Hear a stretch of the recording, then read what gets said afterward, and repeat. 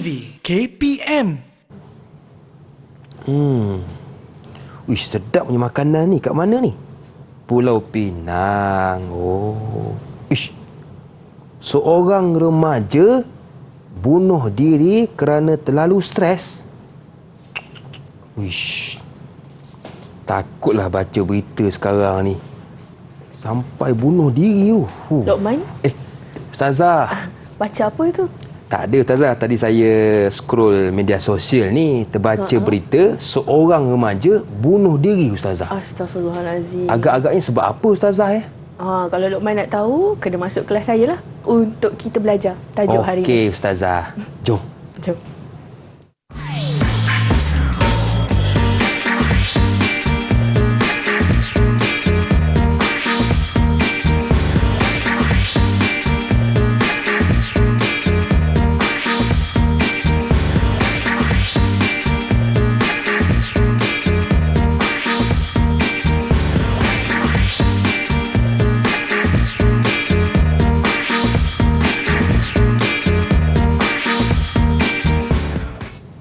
Assalamualaikum warahmatullahi wabarakatuh. Jumpa kita lagi dalam slot menengah atas bersama dengan saya Lokman Hakim. Dan hari ini kita nak belajar tentang pendidikan syariah Islamiah tingkatan 5. Agak-agak topik apa? Jom kita tanya kepada ustazah kita, Ustazah Fasha Nadia Ayub dari SMKA Mahat Hamidiyah Kajang, Selangor. Assalamualaikum Ustazah. Waalaikumsalam warahmatullahi wabarakatuh. Apa khabar Ustazah? Alhamdulillah sihat. Lokman sihat? Makin sihat Ustazah.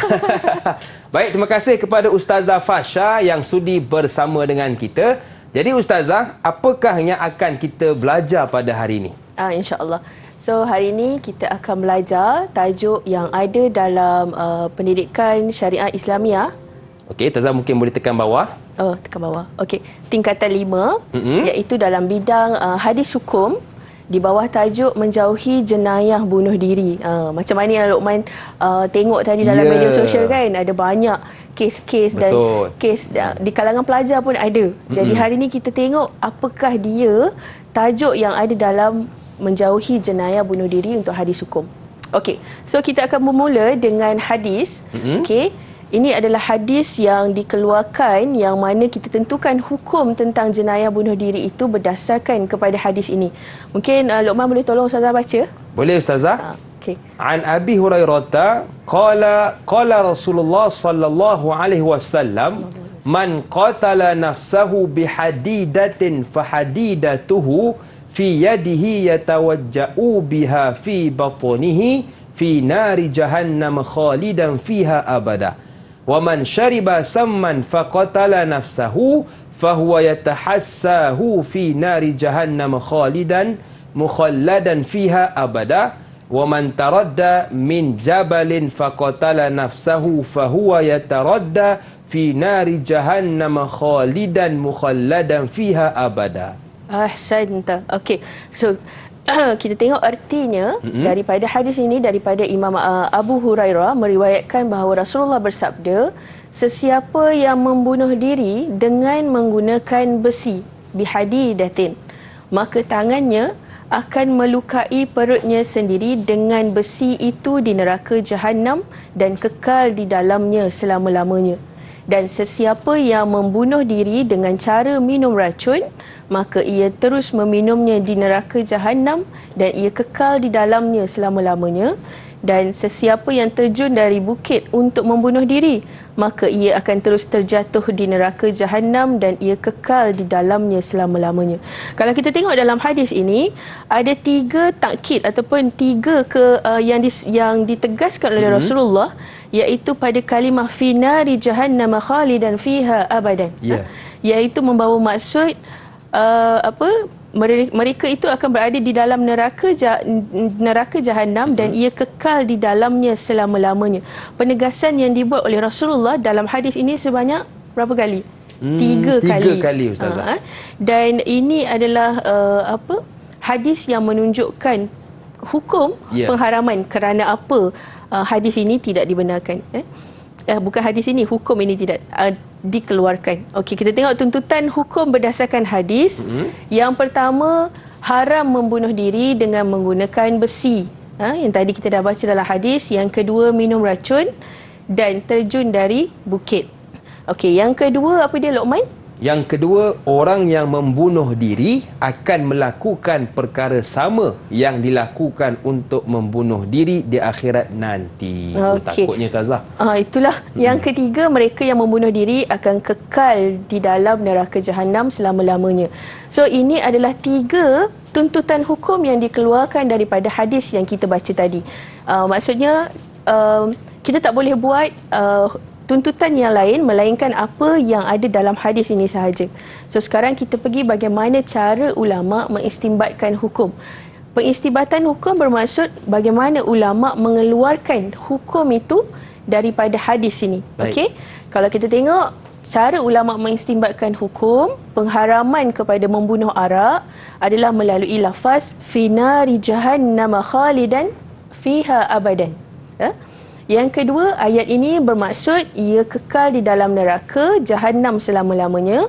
Yang ketiga, setiap sesuatu perkara yang dijanjikan Rasulullah dengan siksaan ialah sesuatu yang haram dan berdosa besar. Dan yang terakhir, oleh itu perbuatan membunuh diri adalah haram walau dengan apa cara sekalipun. Bermaksud di sini, pengistibatan hukum daripada hadis ini menjelaskan pengharaman membunuh diri terhadap kepada orang Islam. Kalau kita tengok cara ulama mengistinbat bila pelajar-pelajar nak menjawab soalan pengistibatan hukum, pastikan ada 4 poin utama ni lah. Macam yang saya sebutkan, yang pertama mesti lafaz. Betul. Yang kedua adalah huraian kepada lafaz. Baik. Yang ketiga adalah hukum itu sendiri, apa yang dikeluarkan. Dan yang terakhir adalah kesimpulan daripada hukum itu. Okey.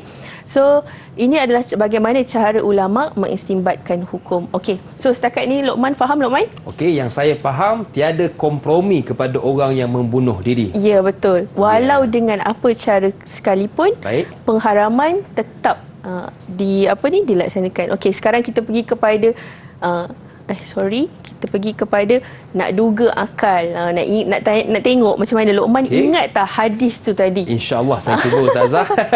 Okey, kita cuba soalan yang pertama. Larangan meminum racun bagi tujuan membunuh diri. Dalam bahasa Arabnya apa? Okey, larangan meminum.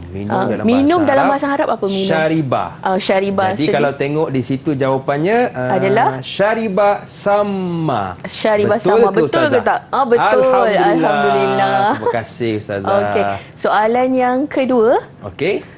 Haram membunuh diri dengan menggunakan besi. Baik. Besi dalam bahasa Arab apa tu? Hadid. Hadid. Okey. So, dah ada clue ke belum dekat jawapan? Di hujung Ustazah. Qatala nafsahu bihadidatin. Ahsanta. Okey. Kalau yang terakhir, orang yang membunuh diri dengan tujuan dengan terjun daripada bukit akan melakukan perkara yang sama di akhirat nanti. Okey, mestilah jawapan yang terakhir Ustazah. Fahuwa yataradda fi nari jahannam. Okey, betul. Ahsanta. Okey, kita kasih, tengok Ustazah. soalan yang kedua. Okey. Kita nak uji lagi sekali isi tempat kosong. Dengan jawapan yang betul. Yang pertama, berdasarkan hadis, Allah telah mengharamkan membunuh diri menggunakan besi. Kemudian apa? Dan terjun dari bukit tinggi ataupun daripada tempat tinggi atau bukit. Baik, cuba saya jawab. rasa besi dan juga racun, Ustazah. Okey, betul. Betul racun ke? Alhamdulillah. Kalau pelajar tulis minum racun pun diterima. Betul juga jawapan makan racun? dia. Makan racun? Adakah makan racun? Mestilah minum Ustazah. Mestilah minum kan? Betul. Okey, yang kedua, orang yang apa? Oh, maaf, saya dah tertunjuk jawapan dah. Orang yang membunuh, Ustazah. Membunuh diri akan melakukan perkara yang sama dilakukan untuk membunuh diri di akhirat nanti. Okey. Dan yang ketiga, mereka yang membunuh diri akan kekal di dalam neraka Jahannam. Sudah pastilah buat selama-lamanya. Selama-lamanya, betul. Okey, jadi istinbat hukum membunuh diri berdasarkan hadis ini adalah berdasarkan lafaz apa, Luqman? Ini susah sikit ni. Sekejap saya ingat balik. Cuba. Sebab ayatnya panjang kan? Fi nari jahannam khalidan fiha. Alhamdulillah. Baik, betul. Abadan tertinggal satu pula. Abadan tertinggal satu. Okey. Fi nari jahannam khalidan fiha abadan. Okey. So, tahniah sebab Luqman berjaya menjawab dengan betul semua soalan yang Ustazah bagi. Dan untuk kali ni kita tengok sahaja bagaimana dia punya maksud hadis tadi dan bagaimana tuntutan hukum. Kalau Luqman masih ingat, apakah tuntutan hukum sebut satu? Iaitu haram, Ustazah. Haram membunuh diri dengan menggunakan besi, racun ataupun terjun dari bukit. Terjun dari bukit. Jadi Ustazah, bila kita belajar tentang hadis ini, mungkin ada murid di luar sana, kalau ikutkan hadis tu sebut 3 perkara tadi kan? Ya. Jadi kalau contoh dia sebut macam mungkin 2 sahaja. Jadi bagaimana Ustazah? Dalam soalan dia memberi 2 sahaja contohnya. Begitu. Kalau soalan itu minta berikan 2 dan dia beri 2 jawapan daripada 3, dah dikira betul, atau dia memberi jawapan selain daripada itu yang tidak sesuai dengan hadis, yang tidak betul dengan hadis, tidak akan diterima lah. Sebab dia berdasarkan hadis. Kalau bukan berdasarkan hadis, mungkin jawapan itu boleh diterima. Okey, baik. Jadi itulah sedikit berkenaan hadis hukum menjauhi jenayah bunuh diri. Dan sekarang kita nak berehat seketika. Boleh Ustazah? Boleh. Jangan ke mana-mana, teruskan bersama dengan kami dalam Menengah Atas.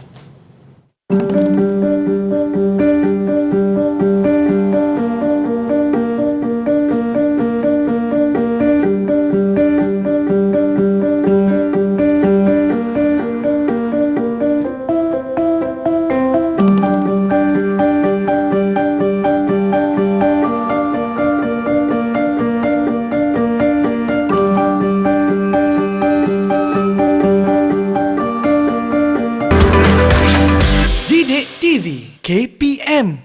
Hari ini kan murid-murid kita selalu dengar perkataan bunuh diri. Tapi apakah maksud sebenar kepada bunuh diri dan apakah faktor-faktor orang sanggup membunuh diri? Jom kita dengarkan ulasannya dari ustazah kita, Ustazah Fasha Nadia Ayub. Okey Ustazah, apakah maksud dan faktor orang membunuh diri Ustazah? Silakan. Okey.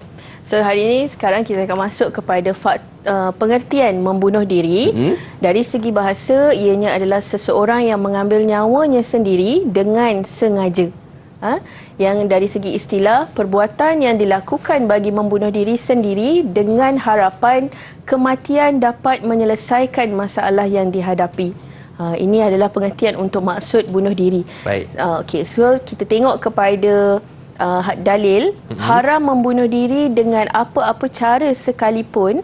Hal ini dibuktikan dengan firman daripada Allah dalam surah Al-Baqarah ayat 195. A'udzubillahi minasyaitonirrajim. Wala tulqu biaidikum ila tahlukah. Artinya, dan janganlah kamu sengaja mencampakkan diri kamu ke dalam bahaya kebinasaan. Kalau kita tengok daripada dalil ini, sekiranya kita masih ingat lagi murid-murid, masih kita belajar tingkatan 4 dalam usul fiqh, kita belajar tentang salah satu hukum iaitu bab kias.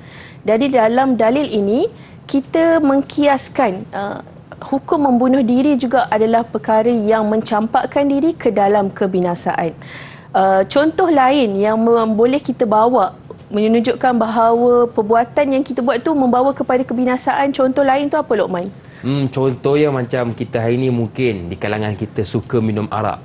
Ya. Betul ke? Betul. Dia boleh merosakkan tubuh badan, akal fikiran yang paling utama. Betul. Dan selain daripada itu adalah contoh menghisap vape ke, merosakkan tubuh badan kan. Jadi semua perbuatan yang mencampakkan kepada kebinasaan adalah sesuatu yang tidak dibenarkan dalam Islam. Okey. Kemudian kita tengok ada dalil lain, iaitu daripada hadis, iaitu membunuh diri juga merupakan perbuatan yang mendapat dosa besar dan dilaknat oleh Allah. Hal ini disandarkan dengan hadis berikut daripada an Thabit bin Dhahak radhiyallahu anhu anin Nabi sallallahu alaihi wasallam qala man qatala nafsahu bi syai'in uzzaba bihi yaumal qiyamah.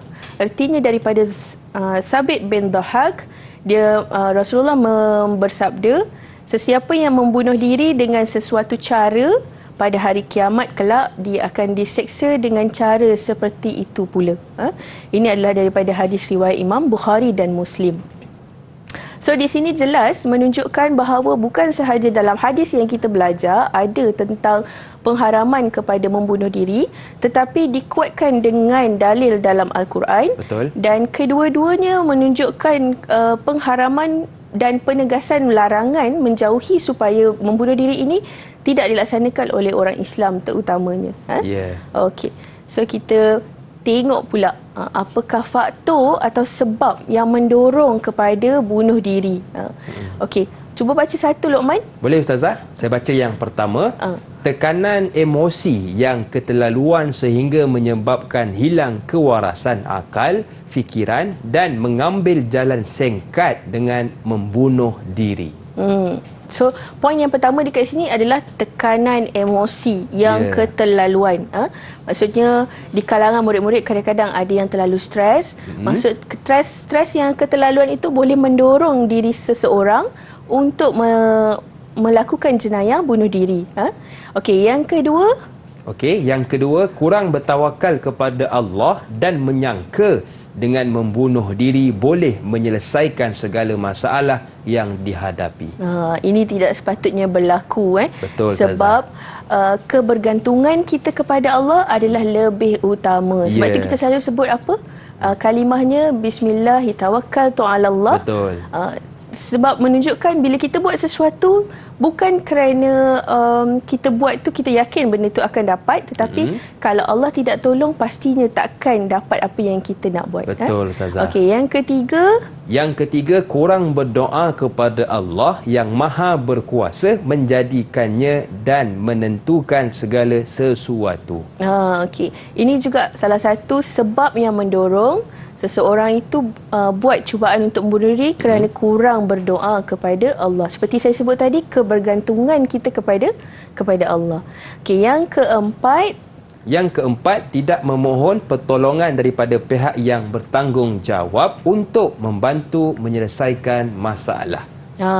Jadi di kalangan pelajar, kalau di kalangan murid-murid, siapa yang sebenarnya, kalau pelajar murid itu ada masalah tentang stres ke, dia nak cerita ke, siapa orang pertama yang sepatutnya dia boleh minta pertolongan kalau Luqman rasa? Kepada Allah. Ataupun kalau di sekolah kita ada kaunselor, kemudian kita ada guru-guru dan seterusnya, ibu bapa yang mana boleh membantu untuk menyelesaikan masalah.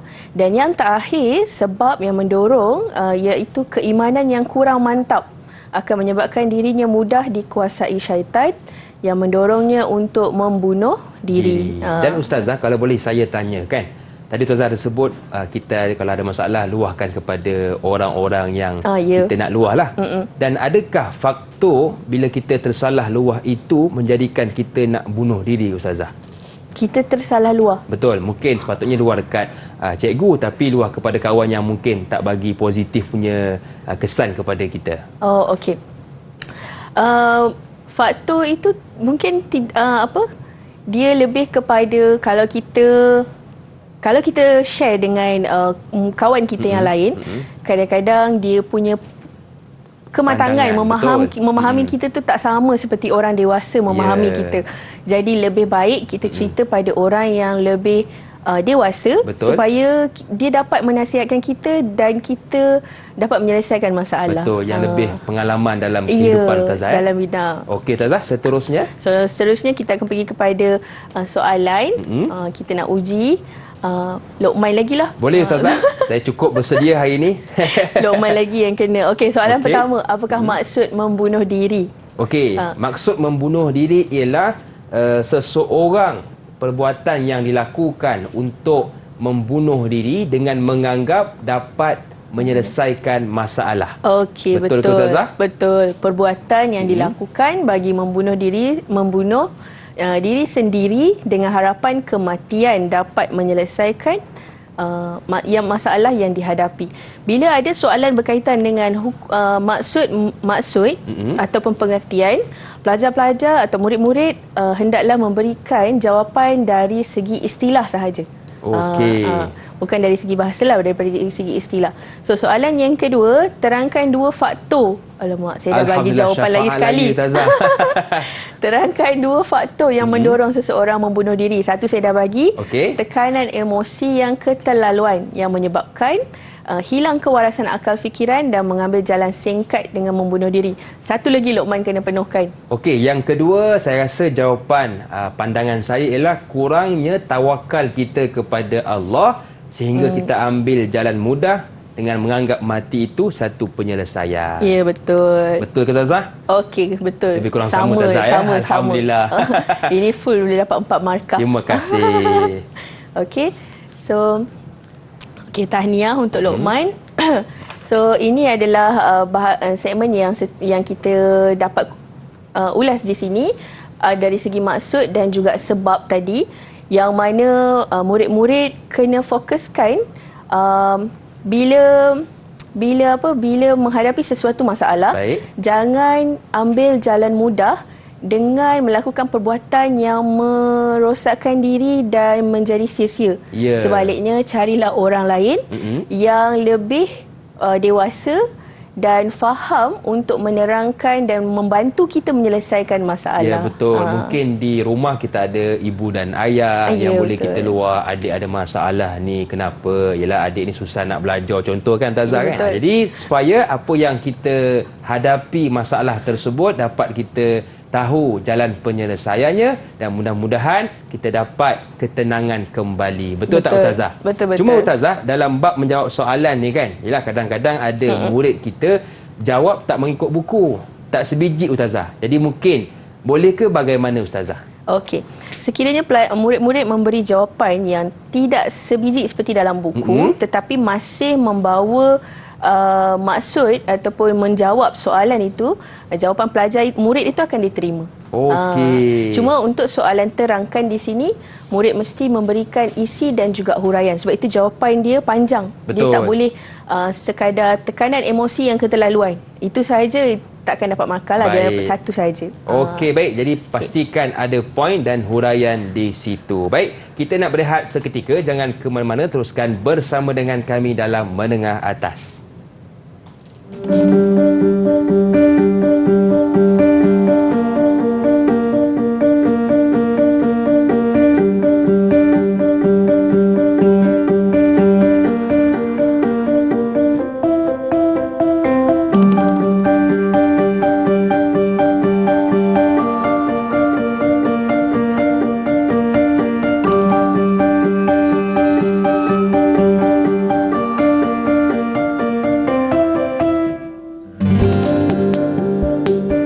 Hari ini kita ramai lihat di jalanan orang yang berbasikal, ramai juga yang berjoging. Bila kita tanya akak, kenapa akak berbasikal? Akak ni kalau boleh dek nak nampak muda kembali. Bila tanya abang, kenapa abang berjoging? Sebab abang nak sihat.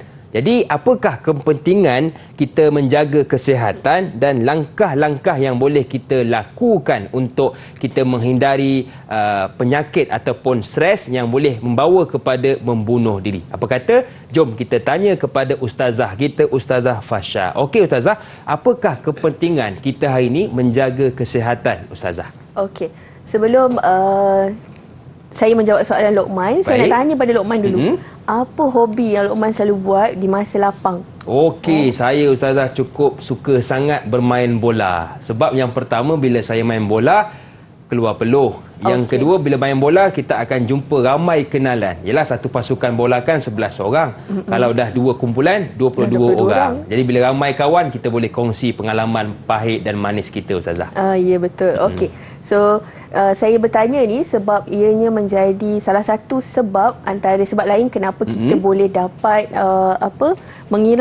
mengurangkan stres bila kita seorang diri. Okey, kita tengok kepentingan menjaga kesihatan rohani dan jasmani. Okey, yang pertama, melahirkan keimanan yang teguh dalam diri Muslim supaya dapat memandu dirinya ke arah kebenaran. Okey, yang kedua, membentuk personaliti Muslim yang unggul untuk menjadi contoh teladan kepada orang lain. Bila kita menjadi satu personaliti, kita ada karisma kita sentiasa sihat, jaga badan kita dari segi jasmani. Dan dari situ kita dapat menunjukkan, melahirkan rasa yang kita punya keyakinan pun tinggi, Ustazah, kan? Keyakinan lebih tinggi. Nak jumpa orang lebih selesa. Okey, yang ketiga, menjadikan tubuh badan manusia sentiasa sihat dan tidak berpenyakit agar mampu melaksanakan tanggungjawab. Betul, Ustazah. Kalau kita lihat hari ini kan ramai di kalangan golongan remaja, Ustazah, kan? Muda-muda dah macam-macam penyakit, Ustazah, kan? Ya, betul. Jadi mudah-mudahan bila kita bersenam bab kata Ustazah tadi, kita sihat. Betul. So kena ambil masa dalam seminggu, bersenam dalam 3 hari dalam seminggu untuk kekal fit, kekal cergas dan cerdas untuk diri sendiri. Okey, so sekarang kita tengok apakah langkah-langkah untuk menghindari perbuatan cubaan membunuh diri. Okey, yang pertama apa dia, Luqman? Yang pertama ialah mendapatkan perkhidmatan saringan kesihatan mental. Okey, kat mana kita boleh dapatkan perkhidmatan saringan kesihatan mental ni, Luqman? Kalau sekarang pun kita tengok ada di mana-mana tempat, kan, di mana-mana, contoh macam klinik pun sudah ada. Dan betul. kita juga mungkin boleh ikut serta acara, kan, macam sekarang ni ada acara macam larian bersama-sama, kan. Jadi di situ kita boleh kurangkan kita punya tekanan stres. Betul ke, Ustazah? Betul. Bila kita buat saringan, jadi kita tahu tahap kesihatan mental kita ni di paras mana. Bukan sahaja kita punya sakit lain, tetapi mental kita pun perlu dibuat saringan supaya kita tahu levelnya, stres kita di level mana. Okey. Kemudian yang kedua, berjumpa dengan kaunselor untuk meminta pandangan. Kalau macam saya sebut tadi, di sekolah kita ada kaunselor yang menjaga murid-murid untuk murid-murid ni berkongsi dan buat segmen, buat sesi dengan mereka sekiranya memerlukan pandangan. Selain daripada itu, kat mana lagi kita boleh jumpa kaunselor ni sebenarnya? Mungkin di luar sekolah, Ustazah, kan? Di luar sekolah, contohnya di media sosial, kan? Betul. Secara tidak langsung kita dapat tengok ramai ustaz-ustaz di luar, bahkan ada kaunselor-kaunselor yang membuat sesi ataupun nasihat di media sosial yang mana mereka membantu kita penonton secara amnya untuk merawat sekiranya kita berhadapan dengan sesuatu masalah. Betul, Ustazah. Macam saya pun, saya suka di laman media sosial tu kita ikuti orang kata yang memberi kata-kata semangat bila kita tengah jatuh, kita tengah sedih, kita lihat kata-kata yang telah dikongsikan, kita naik kembali. Ya, betul. Jadi ikutilah saya dan juga Ustazah Fasha di media sosial. Ya, betul. Okey, Ustazah. Okey, yang ketiga iaitu mendekatkan diri kepada Allah. Ini adalah langkah yang paling utamalah bagi seorang Muslim. Kalau dia menghadapi apa-apa masalah, kita kena dekatkan diri kepada Allah.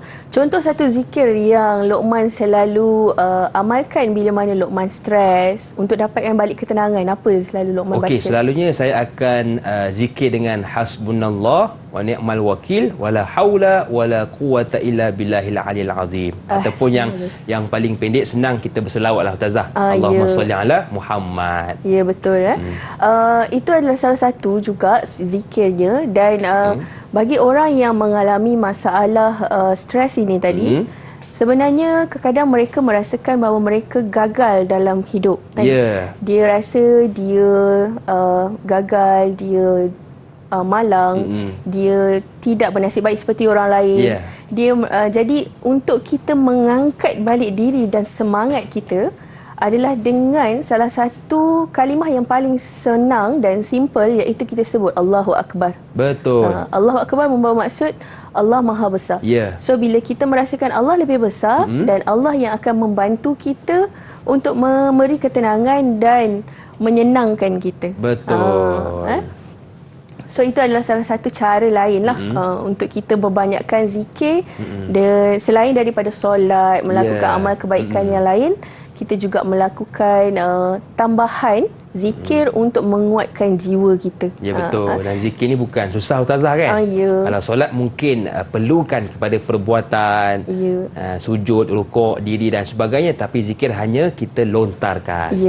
Lagi rasa kita down, lagi rasa kita tidak bermaya ataupun jiwa kita kosong, lagi kuat kita kena berzikir kepada Allah. Okey, so sekarang kita akan pergi kepada soalan. Baik, Ustazah. Latihan.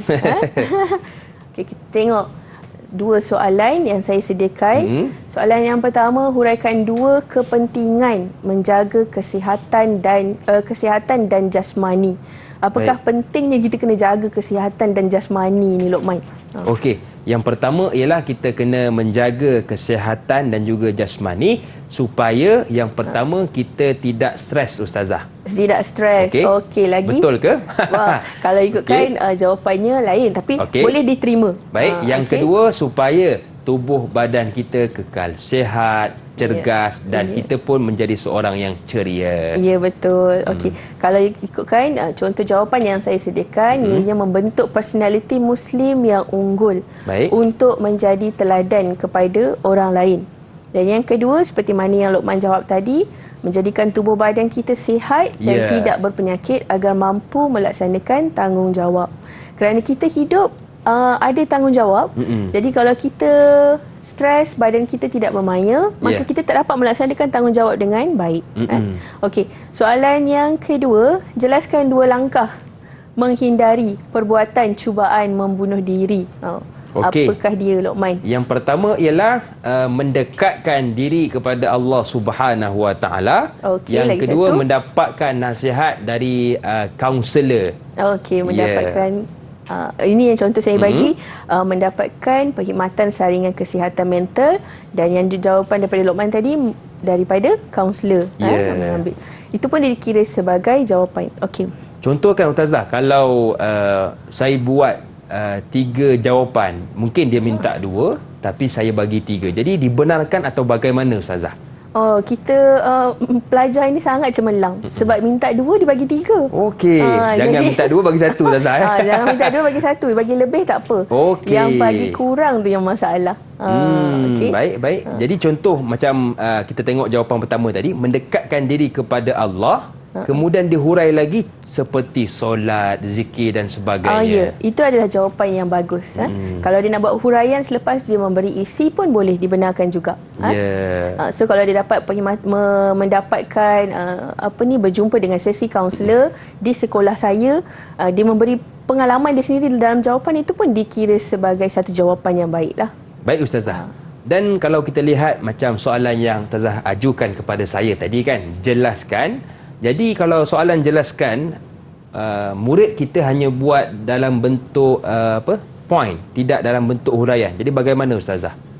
Okey. Kalau untuk soalan ini, jelaskan 2 langkah. Kalau soalan ini kita faham bahawa soalan ini adalah soalan berbentuk analitik, iaitu soalan jelas minta 2 sahaja. Jadi pelajar hanya perlu berikan 2 poin sahaja. Tak perlu dalam bentuk jawapan dalam bentuk karangan yang panjang lah.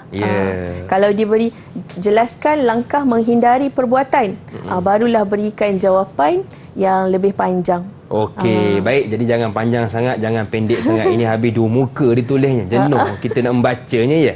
Baik, jadi itu antara cara-cara untuk kita jauhkan daripada penyakit murung dan akhirnya membawa kepada membunuh diri. Jadi Ustazah, mungkin kesimpulan ataupun rumusan untuk segmen ini secara ringkasnya.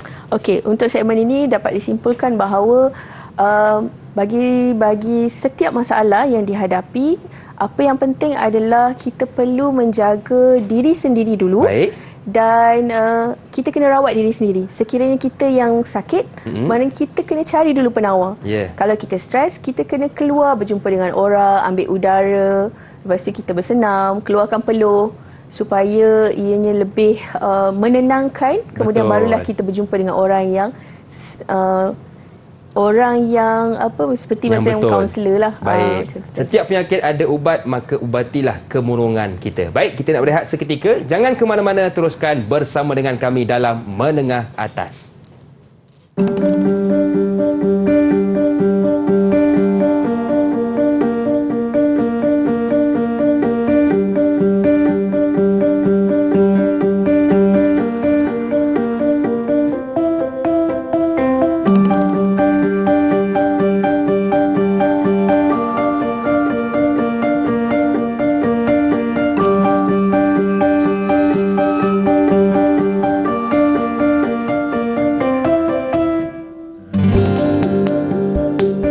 Kadang-kadang ada di antara kita sampai satu masa kita akan kemurungan. Tapi apakah tanda-tanda kita nak lihat sama ada kita kemurungan ataupun tidak? Jom kita dengarkan ulasannya dari ustazah kita, Ustazah Fasha Nadia Ayub. Jadi ustazah, macam mana kita nak kenal tanda-tanda yang kita sedang kemurungan, ustazah? Okey, so sekarang kita akan tengok bagaimana tanda-tanda yang kita tanda-tanda kemurungan. Okey. So kita tengok sekiranya ada tanda-tanda ni pada diri kita, maknanya kita mungkin dah masuk fasa kemurungan tu. So dah kena cari rawatan. Betul. Okey, yang pertama cepat marah. Luqman suka marah ke? Tapi saya tengok awak macam tak suka marah. Seorang yang happy. Ya, alhamdulillah, terima kasih ustazah. Okey, yang kedua, hilang minat pada perkara rutin. Yang ketiga, dari segi fizikal, seseorang yang ada tanda-tanda kemurungan, dia akan mudah letih, pening kepala dan mengalami masalah pencernaan. Okey, yang keempat, dia akan hilang selera makan lah. Bila dah ni kan. Yang ni saya sentiasa selera ustazah. Sama lah kita. Okey, seterusnya sedih yang berpanjangan. Ini biasa kita tengok. Tengah-tengah orang lain semua happy, kadang-kadang dia seorang je rasa nak nangis. Kan? Itu adalah tanda-tanda kemurungan selain daripada yang disebutkan. Kemudian rasa bersalah, gagal dan malang pada diri sendiri. Terlalu rasa down untuk diri sendiri menunjukkan juga itu sebagai salah satu tanda kemurungan. Okey. Kemudian yang terakhir, dari segi kognitifnya, sukar untuk fokus dan membuat keputusan dan serta pelupa. Betul. Jadi mungkin ibu ayah yang ada sedang menonton sekarang ini boleh peka ustazah kepada anak-anak kita yang ada tanda-tanda yang telah disebutkan oleh ustazah. Ya, betul. Mungkin tengok dulu seorang yang happy, gembira, sekarang cepat marah. Dulu selera makannya tinggi, sekarang kurang kan ustazah kan? Betul-betul. So bila kita tahu anak kita ataupun murid kita ada tanda-tanda kemurungan ini, sebagai orang dewasa kita perlu segera untuk menasihati, bertanya supaya dia meluah dan menceritakan pada kita apa masalah dia sebenarnya. Okey.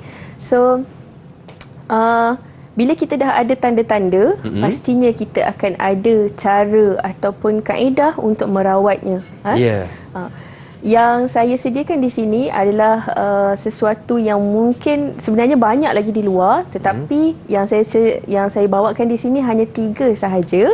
3 doa yang mustajab yang saya kira sebagai salah satu doa yang boleh membantu seseorang yang mengalami kemurungan untuk naikkan balik semangat dia. Betul. Okey. So yang pertama, kita banyakkan berzikir hasbunallahu wa ni'mal wakil.